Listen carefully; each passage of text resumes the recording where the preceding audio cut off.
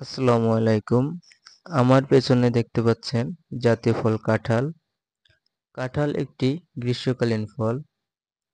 কাঁচা কাঁঠাল রান্না করে খাওয়া যায়, একে এঁচড় বলে।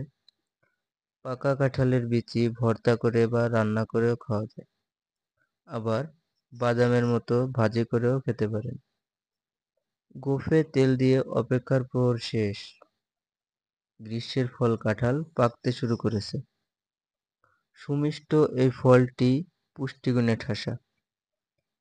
1 কাপ কাঁঠালে আমরা পেতে পারি 157 calorie, 38 gram carbohydrate, 40 milligram calcium, 2 gram fat, 3 gram fibre এবং 3 গ্রাম প্রোটিন।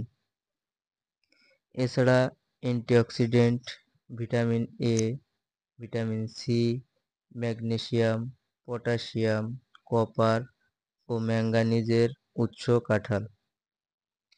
কাঁঠাল দৃষ্টিশক্তি ভালো রাখে, কোষ্ঠকাঠিন্য দূর করে, হৃদরোগ ও ডায়াবেটিসের ঝুঁকি কমায়, স্ট্রোকের ঝুঁকি কমায় এবং ত্বকও ভালো রাখে।